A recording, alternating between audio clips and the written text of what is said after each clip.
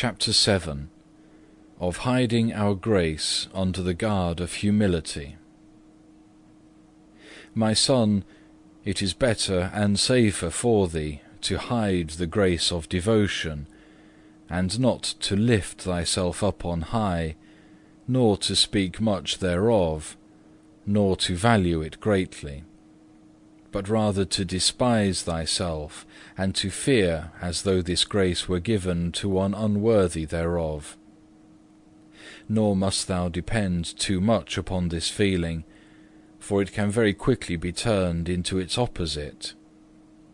Think, when thou art in a state of grace, how miserable and poor thou art wont to be without grace. Nor is there advance in spiritual life in this alone, that thou hast the grace of consolation, but that thou humbly and unselfishly and patiently takest the withdrawal thereof, so that thou cease not from the exercise of prayer, nor suffer thy other common duties to be in any wise neglected. Rather do thy task more readily, as though thou hadst gained more strength and knowledge, and do not altogether neglect thyself because of the dearth and anxiety of spirit which thou feelest. For there are many who, when things have not gone prosperous with them, become forthwith impatient or slothful, for the way of a man is not in himself. Jeremiah 10, verse 23. But it is God's to give and to console when He will, and as much as He will, and whom He will, as it shall please Him, and no further.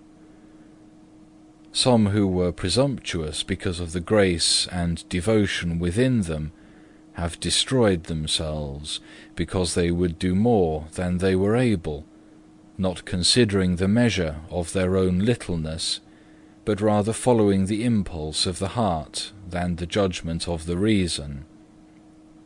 And because they presumed beyond what was well-pleasing unto God, therefore they quickly lost grace.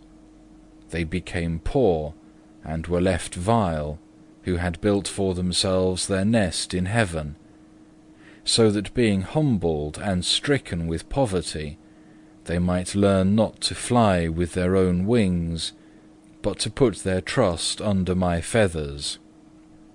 They who are as yet new and unskilled in the way of the Lord, unless they rule themselves after the counsel of the wise, may easily be deceived and led away.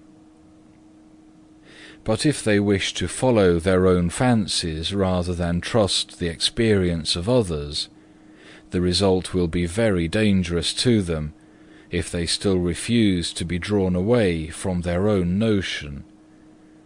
Those who are wise in their own conceits seldom patiently endure to be ruled by others.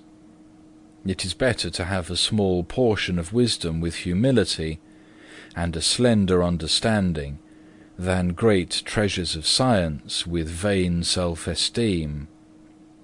It is better for thee to have less than much of what may make thee proud.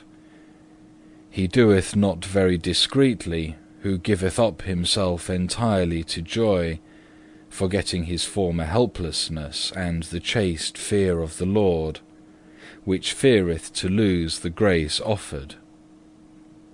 Nor is he very wise, after a manly sort, who in time of adversity, or any trouble whatsoever, beareth himself too despairingly, and feeleth concerning me less trustfully than he ought.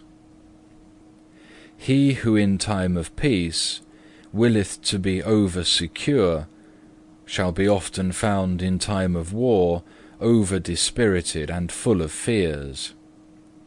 If thou knowest always how to continue humble and moderate in thyself, and to guide and rule thine own spirit well, thou wouldest not so quickly fall into danger and mischief.